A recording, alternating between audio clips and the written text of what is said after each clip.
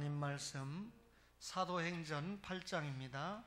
사도행전 8장 1절에서 8절까지 우리 한 절씩 교독해 보겠습니다. 사도행전 8장입니다. 199면이죠. 사울은 그가 죽임당함을 마땅히 여기더라. 사도 외에는 다 유대와 사마리아 모든 땅으로 흩어지니라. 경건한 사람들이 스데반을 장사하고 위하여 크게 울더라.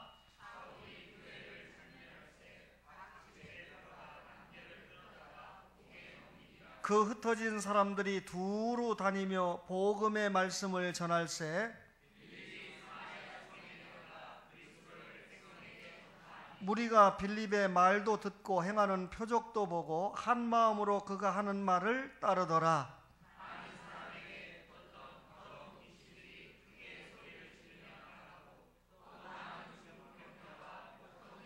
함께 그 성에 큰 기쁨이 있더라. 아멘.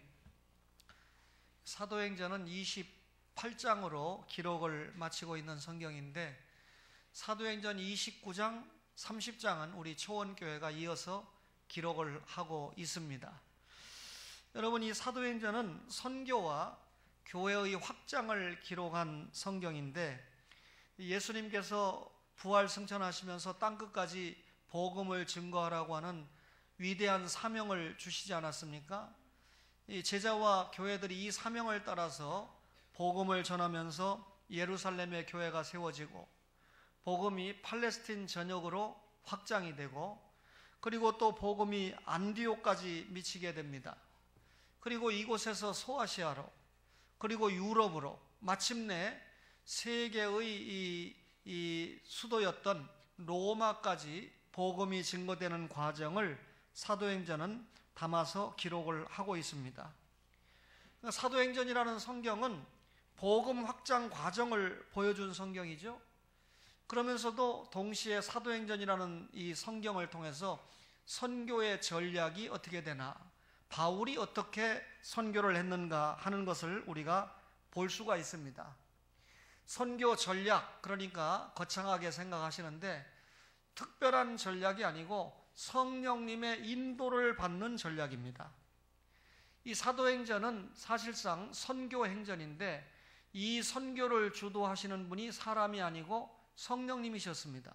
성령님이 베드로 사도를 붙잡고 성령님이 바울 사도를 붙잡고 그렇게 예루살렘을 불태우고 안디옥과 세계를 복음으로 불태웠던 것입니다.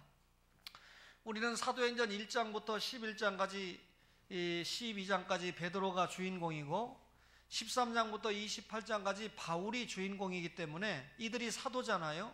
그래서 사도행전 이렇게 붙였지만 실제로 이 사도들을 붙잡고 움직이는 분이 성령님이고 사도행전을 읽어보면 성령님이라고 하는 말씀이 50번 이상 나오기 때문에 성령행전이다 이렇게 말씀을 드릴 수가 있습니다. 그런데 우리가 보통 인간적으로 전략을 말할 때는 고난이나 불행을 피하는 게 전략 아닙니까? 그런데 사도행전을 읽어보면 복음을 전하는 과정에 고난이라고 하는 것도 하나의 전략이었습니다. 다시 말하면 하나님께서 자신의 복음이 지켜지고 믿어지게 하고 자신의 복음이 확장되게 하는 과정에 고난이 전략으로 등장하게 하셨다. 자, 주님께서 사울이라고 하는 바울을 불렀습니다. 그때 사도행전 9장 16절에 보니까 그가 내 이름을 위하여 해를 얼마나 받아야 할 것을 내가 그에게 보이겠다. 그 내 이름을 위하여 이 말은 복음 선교를 위하여 바울이 얼마나 해를 받을 것인가를 보여준다 이렇게 말씀을 하고 있습니다. 복음 선교에 고난이 따라온다 그 말이죠. 바울 자신이 대스승이었는데 자기의 참 아들, 영적 아들 디모데에게 복음 전파의 이 승계 과정에서 뭐라고 얘기합니까? 복음과 함께 고난을 받으라. 고난을 피하라고 말하지 않고 복음과 함께 고난을 받으라 라고 하는 것을 보면 이 복음 전파의 과정에서 고난이라고 하는 것도 하나의 전략이었다라고 하는 것을 우리가 알 수가 있습니다. 오늘은 제가 사도행전 8장 1절에서 8절까지 읽었지만 이 부분에 조명을 집중적으로 하면 좋겠지만 제가 선교 일정을 앞두고 사도행전에 나타난 선교 원리를 여러분에게 설명하면서 제목 설교 같지만 하나님의 말씀을 중심으로 한 말씀을 전하려고 합니다. 우선 사도행전에 나타난 선교 전략을 보면 선교 거점을 확보했다는 것입니다. 여러분, 베드로가 설교해서 안디옥 교회가 세워졌지요. 그런데 이 예루살렘 교회가 세워졌지요. 예루살렘 교회가 핍박을 받았을 때 사도행전 11장 11절 19절에 보면 구브로와 버니게와 안디옥까지 흩어진 사람들이 이르게 됐다. 그래서 수리아 안디옥까지 간 성도들에 의해서 교회가 창설되게 되는데, 이 안디옥 교회는 이방 선교의 전진 기지가 되었습니다. 아시는 것처럼 예루살렘 교회는 세계 선교의 전초 기지일 뿐만 아니라 유대인들을 중심으로 한 선교 기지가 확보가 되었다고 하면 동양과 헬라 문명의 접촉점이고, 로마로 가는 관문에 있었던 수리아 안디옥, 그 당시에 로마가 100만 명의 인구를 가지고 있었고 수리아 안디옥이 약 50만 명의 인구가 살고 있었는데, 이 수리아 안디옥 선교 거점으로 삼아서 선교를 시작하게 되었다, 그 말이죠. 그래서 우리는 예루살렘 교회를 세계 선교의 모체교회다, 안디옥 교회는 이방 선교의 모체교회다, 이렇게 기억을 하게 됩니다. 그러니까 주님께서, 성령님께서 안디옥이라고 하는, 비시디의 안디옥이 아닙니다, 수리아 안디옥이라고 하는 곳을 선교 거점으로 삼으셨다. 오늘 이 말씀이 여러분과 저에게 적용이 될 때는 인천 연수구 동춘동에 하나님께서 초원교회 이꼴, 초원선교회라고 하는 선교 거점을 주님이 확보하셨다, 그 말이죠. 두 번째 전략이 대도시에서 소도시로 간 것입니다.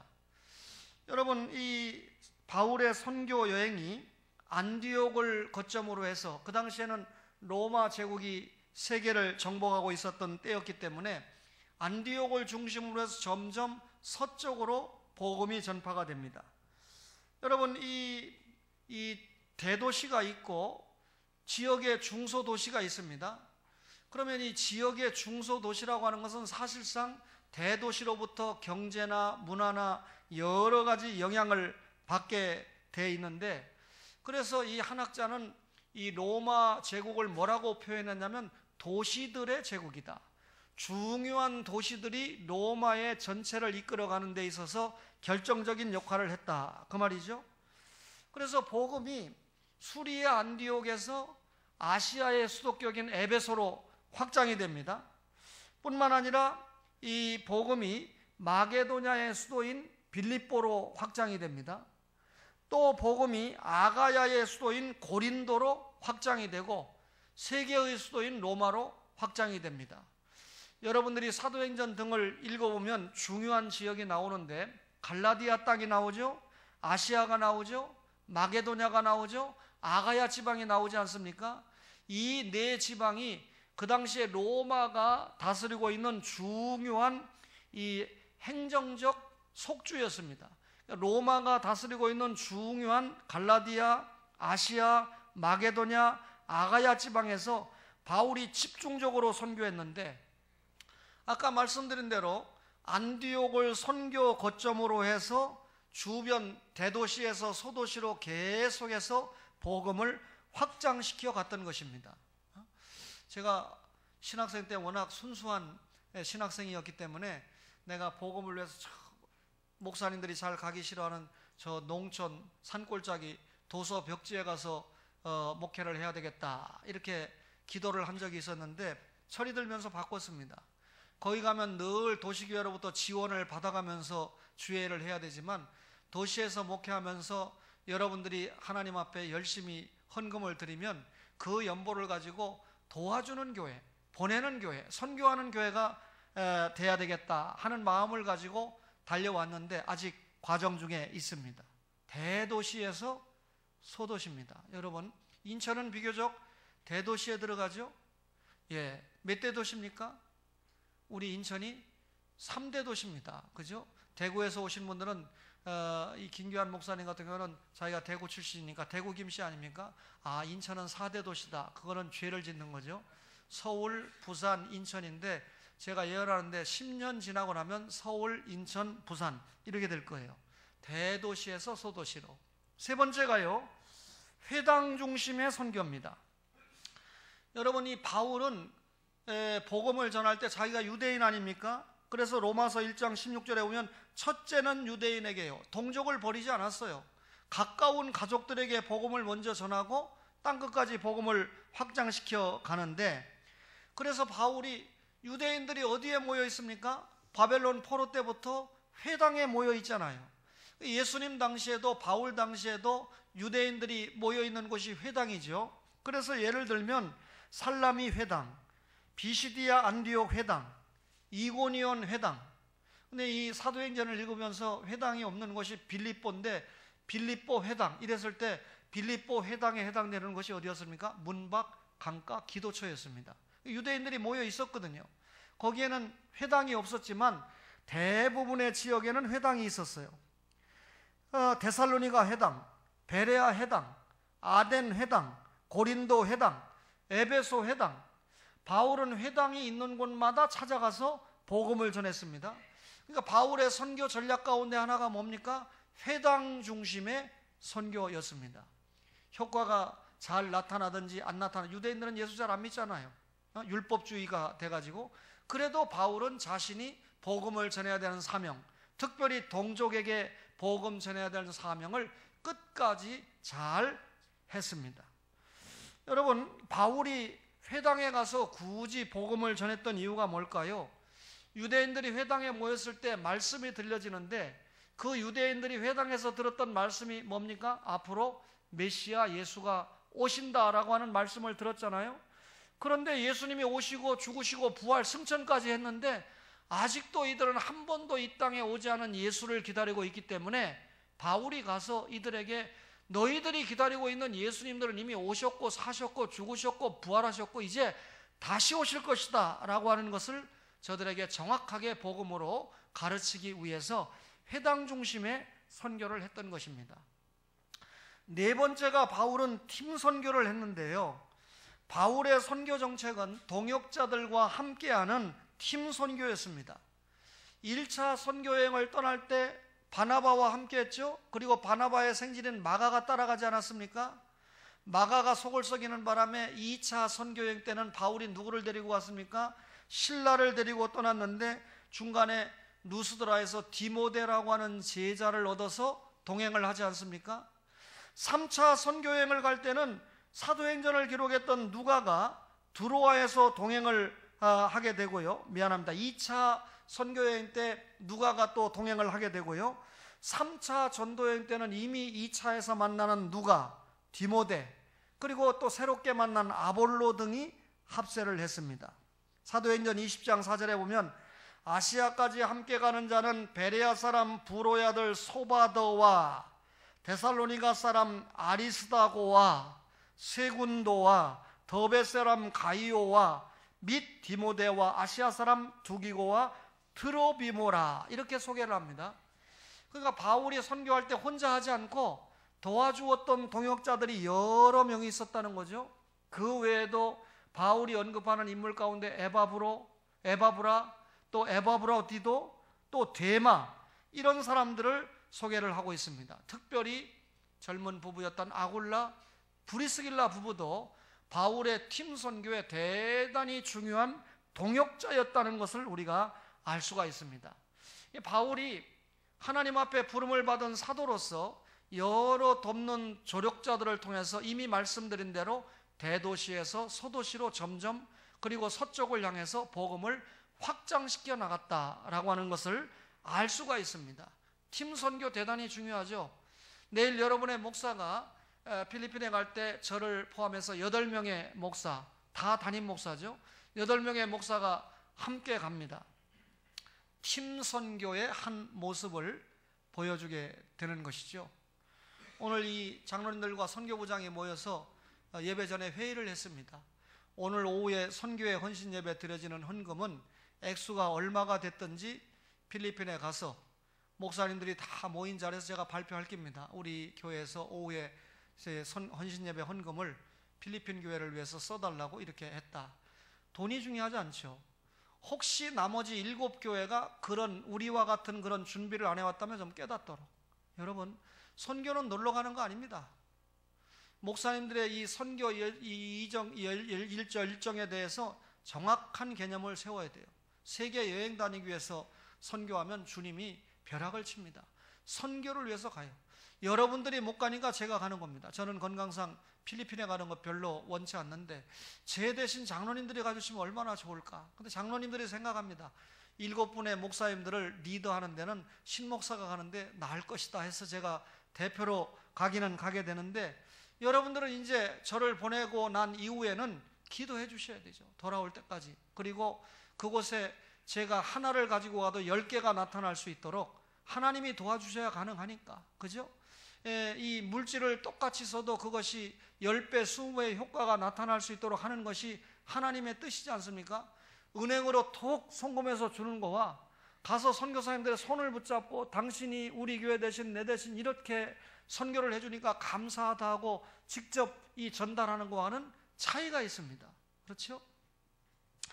여러분, 5번째가 이 여러 사람에게 여러 모양으로인데, 한 말씀 더 드리면 바울이 사람의 이름을 언급하지 않았는데 그 당시에 이 세계 3대 도시 중 하나가 알렉산드리아거든요. 그리고 세계 최대 도시가 로마인데 로마와 알렉산드리아에 누가 가서 복음을 전하고 양육을 했는지 구체적으로 나타나지 않습니다. 무슨 말입니까? 익명의 전도자들에 의해서 복음이 파급되었다. 성경에 어떻게 복음 전한 사람의 이름을 다 일일이 기록을 하겠습니까? 중요한 사람들만 기록이 되었죠. 기록이 되지 않았지만 무명의 전도자들, 숨겨진 익명의 전도자들이 가서 알렉산드리아나 로마와 같은 곳에 복음을 전했다. 팀 선교입니다. 여러 사람에게 여러 모양으로 그랬는데 복음의 본질은 천사라도 변질을 시킬 수가 없습니다. 여러분, 제가 이 세상에서 가장 이 세상에서입니다. 또 주님 이렇게 비약시키지 말고요. 가장 사랑하는 사람이 누구라고 답해야 옳을까요? 어머니라고 해야 될까요? 아버지라고 해야 될까요? 오해하지 마세요. 자식이라고 해야 될까요? 아닙니다. 하나님이 원하시는 제가 가장 사랑을 해줘야 될 사람은 제 아내입니다. 그죠? 제 아내가 누군 줄 알죠? 그런데 제가 제 아내를 아무리 사랑한다 할지라도 아내와 제가 복음의 본질에 있어서 이견이 있으면 사랑할 수가 없습니다. 그건 뭐 헤어질 수밖에 없는 단초가 되는 것이죠. 이 말씀 무슨 말인지 알죠? 예. 그러니까 여러분, 지금 남편이 믿지 않거나 아내가 믿지 않는 경우에 전도를 해야 된다라고 하는 건 너무나 중요한 일입니다. 저의 경우는 서로가 믿고 특별히 목사와 사모로서 사명까지 감당하니까 복음의 본질은 누구도 변질시킬 수 없습니다. 그러나 그 복음을 전하는 방법은 다양할 수밖에 없어요. 바울은 유대인에게 복음을 전할 때는 유대인처럼 했습니다. 이방인에게 복음을 전할 때는 이방인처럼 했습니다. 여러분, 이것이 또 자유주의 신학자처럼 토착화다 아닙니다. 토착화가 아니라 동일합니다. 여러분, 복음이 오해하지 마세요. 천주교가 필리핀에 들어가니까 완전히 필리핀 천주교, 아르헨티나 천주교, 한국의 천주교 완전히 달라요. 여러분 가보세요. 왜냐하면 천주교는 토착화 신학을 중요하게 생각하기 때문에 그 나라에 가면 그 나라 문화를 완전히 수용을 하기 때문에 완전히 자기네 이 고유 종교를 변질을 시켜버립니다. 그래서 이 필리핀에 가서 천주교를 보면 완전히 이게 이 샤머니즘에 입각한 특별한 종교다라고 생각할 만큼 착각에 빠지게 돼 있어요. 근데 토착화가 아닙니다. 이 말은 유대인에게는 유대인처럼 이방인에게는 이방인처럼, 이 말은 동일화라고 하는 문제인데, 바울이 예를 들면 유대인들에게 복음을 전하는데 지장을 받지 않기 위해서 이 혼혈아인 디모데가 할례를 받도록 했습니다. 그리고 자신이 겐그리아에서 머리를 깎는 이 서원을 하지 않았습니까? 이것은 여러분 율법에 속한 일이기 때문에 안 해도 되는 일이지만 뭐 진리 문제가 아니니까 유대인들에게 복음을 전하는데 좀 이 유리한 거점을 확보하기 위해서 할례도 받게 하고, 뭐 진리 문제는 아니잖아요. 그리고 또 머리도 깎아줌으로 말미암아 내가 너희들과 동일하다, 토착화가 아니라 내가 너희들과 동일한 입장에서 복음을 전하겠다 하는 처신을 했다는 거죠. 바울은 청중들의 필요에 따라서 메시지를 전했습니다. 예를 들면 여기에 이 청중들이 이 필요한 어떤 말씀이, 오늘은 선교인데 내일은 우리 교회가 선교 떠나는 장정에 오르는 날이니까 오늘 필요가 뭡니까? 선교입니다. 그래서 선교 말씀 전하는 거예요. 부활절에 성탄절 설교하고, 성탄절에 부활절 설교하면 약간 좀, 설교는 설교지만 좀 그렇잖아요. 청중들의 필요에 따라서 설교를 했고, 또 설교의 대상에 따라서 접근을 달리했는데, 다음에 제가 설교하겠습니다만 사도행전 13장 6절 이하에 바울이 비시디아 안디옥에서 청중이 유대인들입니다. 유대인들을 놓고 설교한 것과 사도행전 17장 21절로 31절에 헬라인들을 앞에 놓고 한 설교의 내용을 보면 약간 차이점이 있습니다. 유대인들을 앞에 두고 설교할 때, 유대인들은 구약을 다 알고 있잖아요. 구약에 예수님이 오신다는 예언을 이미 알고 있잖아요. 그런데 자기들이 그 예수님을 믿지 않으니까 십자가에 죽여버리고 아직도 안 오신 예수님을 기다리고 있으니까 바울이 얼마나 답답합니까? 너희들이 오신 예수 십자가에 죽였다, 하나님이 권능으로 살렸다, 부활시켰다, 지금 하나님 보좌 우편에 계신다, 이 친구들아 다시 오실 예수님이야 하고 정확하게 유대인들을 가르치기 위한 변증적인 설교를 했지요. 그러나 여러분, 헬라인과 헬라 철학자들을 상대로 할 때는 이들은 완전히 이 헬라 철학에 빠져있는 생자백이 아닙니까? 영지주의에 빠져있는 사람들 아닙니까? 또 이 사람들에게 예수님의 십자가와 부활을 증거함으로 접근법을 달리했다는 것입니다. 따라서 바울이 여러 사람에게 여러 모양으로, 제가 만약에 여기에서 여러분들이 다 3살, 4살, 제가 원래 첫 사역이 유치부 전도사부터 했거든요. 눈 성경 보고요, 코 숨을 쉬고, 이렇게 시작했어요. 어린이 여러분, 여러분 지금 여러분 설교하는데 제가 그렇게 설교하면 되겠습니까? 제 전공이 그거라고 해서? 아니잖아요. 여러분들은 장성한 성도들이니까 장성한 성도들을 대하는 말씀을 이 메시지라든지 태도라든지 통해서 전해야 되지 않겠습니까? 여러 사람들에게 여러 모양으로, 이게 복음 선교의 전략이었어요. 6번째로는요, 양육을 통한 내적인 성장인데, 여러분 바울이 이 성도들을 이 복음을 전하고 양육을 할 때 첫째가 신방입니다. 방문을 통한 교육인데요. 자, 1차 선교여행 했지요. 이 여러 지역에 복음을 전했습니다. 2차 선교여행을 할 때 돌아오는 길에 다시 1차 선교여행지를 둘러봤지요. 방문입니다. 그죠? 3차 전도 여행을 할 때 역시 돌아오는 길에 2차 전도 여행을 하면서 세웠던 지역을 다시 방문했습니다. 이게 뭡니까? 신방이죠. 여러분, 이미 세워진 교회를 방문했다는 것은 전도가 아닙니다. 예수 믿고 구원받으라가 아니고, 예수 믿고 구원받아서 모인 성도들을 신앙을 성장시키는 일을 위해서 방문을 했다, 그 말입니다. 바울의 선교 전략 가운데 하나가 예수 믿었다고 끝나는 게 아닙니다. 성장을 시켜야 되잖아요. 방문을 했고 신방을 했고요. 2번째는 사역자 파송입니다. 사도 바울이 위대한 주의 종이지만 모든 곳을 다 갈 수는 없잖아요. 그래서 직접 방문을 할 수 없었던 곳에 대리자를 파송하는데, 예를 들면 자신이 3년 동안 사역했던 에베소에는 디모데를 파송을 했습니다. 두기고를 또 나중에 에베소에도 파송하고 자신을 대신해서 골로새에 파송을 냈습니다. 여러분 잘 아는 것처럼 로마서를 기록해서 바울이 직접 고린도 교회에 못 가니까 베베라고 하는 여집사를 대신 파송하지 않습니까?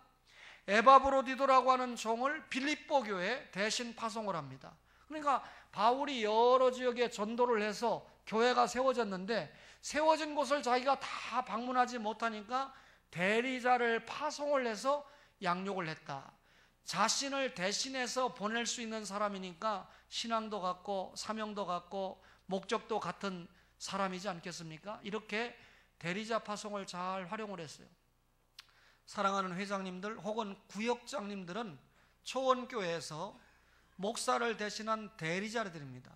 자기가 자기 구역을 맡았다 그러면 구역장님들은 교회를 통해서 대리자로 파송을 받았다라고 생각하고 자신이 맡은 영혼들을 위해서 생명을 내놓고 기도하고 헌신하고 양육하는 일에 최선을 다해야 된다라고 하는 원리를 바울이 보여주고 있는 거죠. 세 번째가 서신을 통해서 양육을 했는데 바울이 몇 권의 편지를 썼나요? 13권의 편지를 썼습니다. 그러면 로마서는 어디로 보낸 거죠? 로마 교회로 보낸 겁니다. 디모데서는 어디로 보낸 거죠? 디모데에게 보낸 겁니다. 그러니까 교회에 보낸 편지도 있고 개인에게 보낸 편지도 있습니다. 그죠? 그러면 바울이 이렇게 편지를 쓴 목적이 뭘까요? 예를 들면 고린도 교회는 문제가 많았잖아요. 그러니까 고린도 전후서를 써줘서 교회가 미처 깨닫지 못하고 있거나 혼란스러워하는 부분을 주님의 말씀에 입각해서 전해준 겁니다.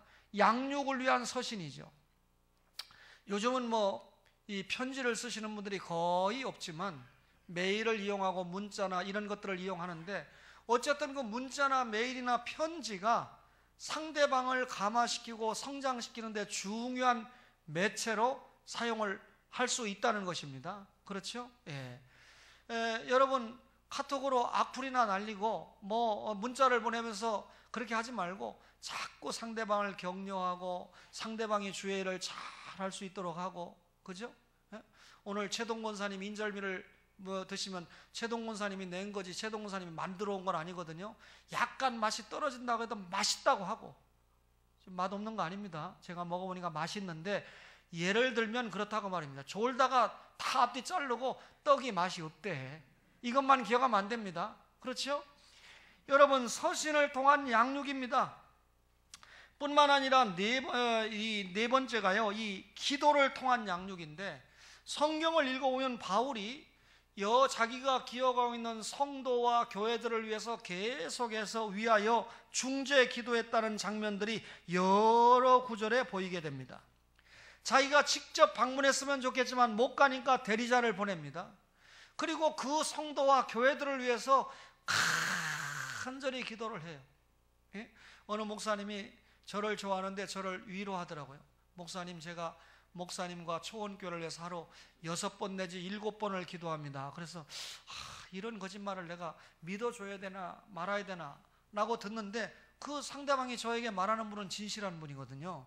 그래서 계속 들으니까 목사님, 저희 교회는 교인이 몇 명 안 돼요.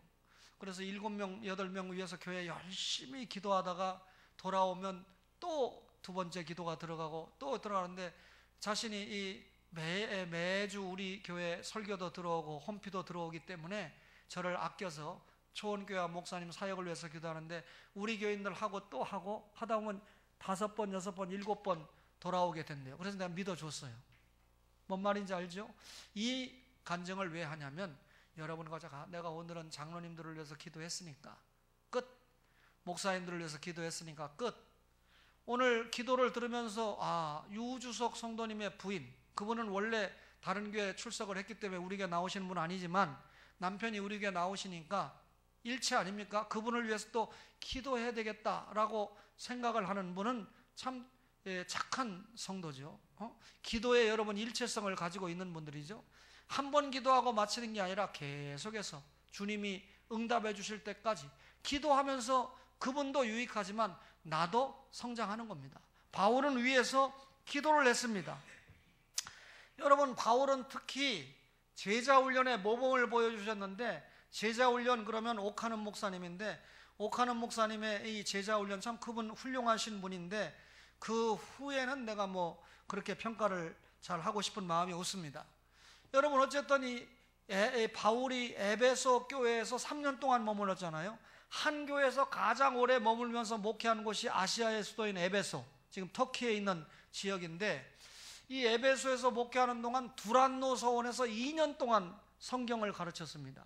2년 동안 성경을 가르쳤다는 게 뭡니까? 제자 훈련입니다.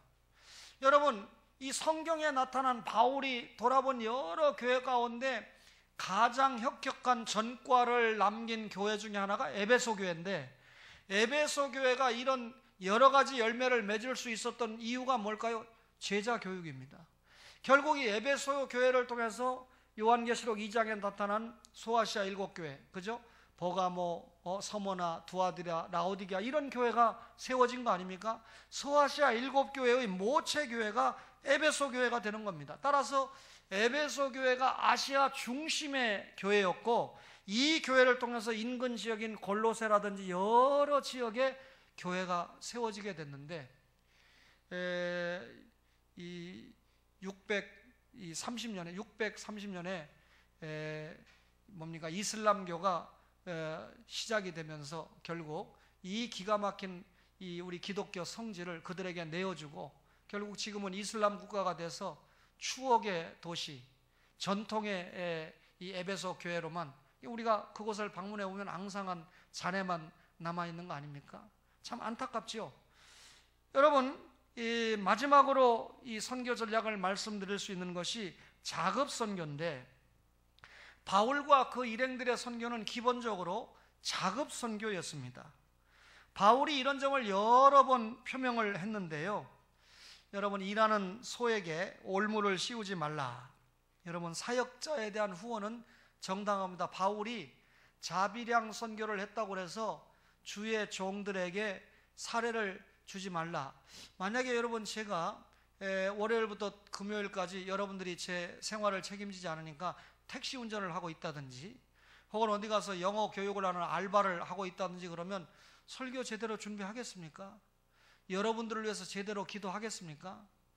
또 다음 주부터 개강이 되는데 이 외국어 대학 학생들과 여러 신학생들이 양질의 강의를 들을 수 있겠습니까? 그죠? 저는 오직 주님의 일에만 전념할 수 있도록 여러분들이 저에게 월급을 주는 게 아니라 생활을 책임지고 있잖아요. 그래서 저는 여러분 이 일을 감당할 수 있지만, 바울이 그 사례 주는 것을 반대하는 것이 아니라 바울의 경우는 자비량 선교를 했는데 그만큼 자기의 은사가 있었고 소득이 있었는데, 또 바울은 부잣집 자녀였죠. 그런데 여러분, 그의 사역은 전문인 선교의 기원이 됐다라고 하는 것을 우리가 기억할 수 있습니다. 여러분, 바울은 당시 가말리엘 문화생으로서 대단한 지식인이지 않습니까? 대단한 지식인이었는데 그가 직접 동서남북을 다니면서 복음을 전하는 전문적인 선교를 했습니다. 뿐만 아니라 동시에 자급 선교의 시원이 되는, 여러분 네비우스 선교 정책이 있죠. 자립자전 아닙니까? 그래서 이 선교사들이 우리나라에 와서 복음을 전하면 한국 지도자들을 세워가지고 그들이 교회를 이끌어갈 수 있도록 해주어야 된다. 정진우 선교사는, 내일 우리가 가는 선교사는 자기가 직접 이 포크레인 한국에서 얻어가지고 가서 산을 다 3년 동안 개간해가지고 교회를 짓고, 그리고 유치원까지는 했는데 사람이 많이 사는 산골이 아니니까요. 필리핀 정부가 인근 지역에 이 험악한 뭐라 그럴까요? 이 집에 살고 있는 사람 다 끌리 철거를 시켰어요. 철거를 시켜가지고 어디로 내쫓았냐면 정진우 선교사님이 있는 교회 근처에 끌리 다 내쫓았어요. 갑자기 뭐 10,000명인지 뭐 15,000명인지 모르겠지만 수없는 가난뱅이들이, 필리핀 가난한 사람들이 원래 왔어요. 제가 제 아들이 필리핀에 있다 나왔으니까 물어봤습니다. 야, 내일 8명 목사님들 가는데 거기 총질하는 친구들 있으면 어떡하지? 아직 우리가 사명이 남았네. 그러니까 아빠, 그 동네는 총 살 돈 없는 동네예요. 그것도 총도 살 돈이 있는 애들이 사가지고 총질하는 거지, 그 지역은 총 살 수도 없거니와 마닐라에 못 나와. 마닐라가 어떻게 생겼는지 모르는 사람들이 99%일 겁니다. 마닐라 한 번도 못 와본, 차비가 없으니까. 그런 사람들이니까 아무 걱정 안 해요. 그렇게 뭐 그렇지 않다고 해도 내가 걱정 안 하고, 또 거기 가서 순교하면 또 제가 순교자로 기록되고 여러분들은 빨리 후임 목사님 봐가지고 주의 일 하면 되잖아요. 아멘은 안 하는 것 같은데. 예. 어쨌든 여러분, 그런 지역에 가는데 갑자기 사람들이 밀려오니까 학교가 필요하잖아요. 정진우 선교사님이 초등학교도 만들게 되는데, 제가 가보니까 초등학교를 만드는데 놀이기구가 완성이 안 돼서 관에서 놀이터만 완성되면 허가 내주겠다. 제가 놀이터 해줬으면, 저 이전에 수많은 목회자들이 거기 둘러봤습니다. 그 놀이터 2, 300만 원 안 해주는 거예요. 오해하지 마세요. 해줬습니다. 저도 가난하잖아요. 그리고 우리 오늘 기도했던 김지연 간사가 자신이 다니는 부산 거제교회 청년들 한 2, 30명을 데리고 거기 갔는데, 지난주에가 제가 간증했죠. 김지연 간사가 가는 그 교회는 그 교회가 아니에요. 김지연 간사 날 봐서 그 교회를 잠깐 3일 동안 해주고 자기네 교회가 파송하는지 후원하는 교회를 가기로 한 겁니다. 그래서 3주 3일 해주고 그쪽에 가서 한 열흘 해주고 가야 되는데, 3일 동안 사역을 하는 동안에 비가 얼마나 왔던지 이동을 할 수, 하나님이 도로를 끊어놔 버렸어요. 이 청년들이 나올 수가 없어요. 그러니까 어떻게 됩니까? 나머지 뒤 일정을 다 포기하고 크리스탈 크리스찬 처치를 위해서 청년들이 죽도록, 믿음 좋은 청년들이 갔으니까 사역을 해줘가지고 얼마나 유익했는지, 도움이 됐는지. 정선교사님이 지금도 최재희 전도사님보다 그 아들을 훨씬 좋아합니다. 오해하지 마세요. 그런데 이제 중학교가 났죠. 이 중학교 아이들이 올해 졸업을 한 거예요. 우리로 말하면 중3이 된 겁니다. 고등학교를 가야 되는데 고등학교가 없어요. 그러니까 얘네들이 고등학교 갈 능력도 없지만 혹 고등학교 가는 한 서너 명 아이들도 도시로 가야 되니까 이제 기독교 교육이 안 되는 거죠. 여기서는 완전히 교회 중심으로 교육을 했는데, 그래 기도하던 중에 고등학교를 짓게 되는데 고등학교를 완성하지 못해가지고 허가가 1차 반려가 됐어요. 그런데 지금 공사 한참 진행 중인 거 사진으로 봤지요.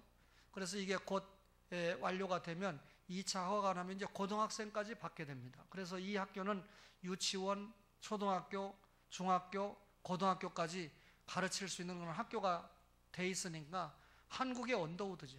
그죠? 필리핀의 언더우드죠. 한국으로 말하면 참 중요한 일을 감당했어요. 참 정씨가 착한 것 같아요. 그런데 이분이 자기 이름 내지 않습니다. 누구처럼. 절대로. 필리핀 목사를 이미 세워놨어요. 오래전에. 자기는 따갈로그 못하니까. 뭐 따갈로그뿐만 아니라 영어도 잘 못하니까. 그래서 이분이 이 따갈로그 하는 목사님을 키워서 하는데 다 죽어오면 안 되잖아요. 앞으로 어떻게 될지 모르니까 관리는 해줘야 되잖아요. 그래서 뒤에서 이 필리핀 현지 목사님들이 관리를 잘 할 수 있도록 관리해주면서 책임을 지고 있는데, 이제 이분도 나이 60이 됐기 때문에 이제 앞으로 몇 년이 지나면 후에 또 관리를 잘 해줄 사람을 보낼런지 그것까지는 모르겠습니다만, 자급 선교, 다시 말하면 네비우스 선교, 자립 선교를 할 수 있도록, 스스로 전하는 자전 선교를 할 수 있도록, 또 스스로 자립하는 선교를 할 수 있도록 그렇게 바울이 했던 것입니다. 7가지 선교 원리를 말씀을 드렸는데, 사실 여러분 선교는 말로 하는 거 아닙니다.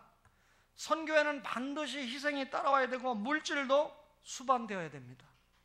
그리고 이 선교가 되기 위해서 우리의 구별된 삶도 필요하죠. 선교 거점 확보, 대도시에서 소도시로, 회당 중심의 선교, 팀 선교, 여러 사람에게 여러 모양으로 양육을 통한 내적 성장, 그리고 자급 선교를 했다. 오늘 이 원리는 오늘 이 시대를 살아가는 우리에게도 중요하게 적용하는 원리가 된다, 그 말이죠. 교회가 위치한 상가에 정화조 문제 때문에 늘 어려웠습니다. 공사비가 수천만 원 들어가는 공사인데 다른 교회 한 장로님이 이 공사를 맡았는데 목사님께 절대 신경 쓰지 않도록 해드리겠습니다. 월요일 공사가 시작됐는데 약속대로 어제 토요일 날 일단 끝났어요. 저녁마다 7시가 되면 전화가 와요. 목사님 오늘 보고 드리겠습니다. 이런 일을 했습니다. 참 신뢰가 되더라고요. 근데 수요일 날은 전화가 안 와요. 참 이상하다. 근데 예배 다 마치고 난 다음에 전화가 왔는데, 목사님 오늘은 제가 교회 가는 바람에 장로님이가 교회 가야 되기 때문에 제가 전화를 늦게 드립니다. 6시에 수요일 날은 6시에 공사를 마치고 씻고 자기 교회를 갔죠. 이 장로님이 계속해서 보고를 해주는데 신뢰가 딱 가는 그런 장로님이더라고요. 나중에 김규환 목사님께 들어보니까 그 교회 재정부장 장로님이다. 여명감리교회, 하객동의 여명감리교회 장로님이다. 제가 우리 교회도 잘 돼야 되지만 그 교회도 하나님 나라 운동을 하는 교회니까 이 조한중 장로님이 계신 교회는 잘 돼야 되겠다. 그렇게 제가 기도를 하고 감사했습니다. 그럼 여러분, 우리도 정찬배 장로님이 요즘 아파가지고 이 새벽 출근 안 하시니까 새벽 기도를 다시 나오시잖아요. 장로님들이 새벽에 서너 분이 기도를 하시니까 얼마나 목사도 힘이 나고 성도님들도 든든하고 교회가 엄청 새벽에 부흥한 것 같아요. 우리 장로님들이 새벽기도 나오시니까 그래 안 되겠다. 그래서 제가 장로님에게 교회 가까이로 이사 오세요. 당장은 아니라도. 그래서 어제 그저께 금요일 날 장로님이 교회 앞에 아파트를 하나 계약을 했습니다. 그래서 이제 당장은 장로님이 준비된 돈이 없기 때문에 전세를 떠안고 사셔야 되잖아요. 그래서 2년쯤 지나면 이제 빼주고 뭐 네 분만 사실 거니까 장로님도 그렇고 저도 그렇고 나중에 뭐 은퇴해서 네 분만 살 것 같으면 아주 좋은 아파트잖아요. 그럼 가까이 오시면 뭐 새벽기도 수요일 아무 문제가 없잖아요. 가까이 계시면 주일도 많아질 거고 아마 제가 부동산 얘기는 하지 않겠지만 장로님이 이사 오시면 앞으로 산 것보다도 몇 천만 원, 몇억 원 더 올라가지 않을까. 그러면 팔아가지고 선교해야죠. 응? 오해하지 마세요. 교회 가까이로 오시는 게 얼마나 좋습니까? 여러분 교회 가까이로 오세요. 돈 있으면 성도로 오시고 돈 없으면 교회 가까이에 여러 가지 좋은 조건이 있는 곳으로 자꾸 오시면 앞으로 더 좋아집니다. 오해하지 마세요. 성도로 와서 집값 많이 올라가면 선교하는데 또 마지막 써야 되죠. 주님 앞에 우리는. 사랑하는 초원의 가족 여러분, 기억하셔야 됩니다. 오늘 떡을 해주신 이병인 장로님은 강경 장로교회 원로 장로님이신데 강경 이 장로교회는 제가 이미 갔다 왔어요. 벌써 이 컴퓨터로 찾아서도 갔다 오고 그거 제 고향 아닙니까? 목사들에게 물어보면 훤히 알아요. 그 교회는 이병인 장로님 안 계셔도 돼요. 젊었을 때 원로 장로님 되기가 죽도록 충성해서 교회 부흥시키고 기반을 닦아놓은 교회거든요. 그러니까 이병인 장로님이 그 교회가 필요한 게 아니라 우리 교회에 필요하시기 때문에 하나님이 임명을 시켜주신 거예요. 할렐루야. 네. 그래서 여러분 새벽에도 나오시고 수요일 날도 나오시고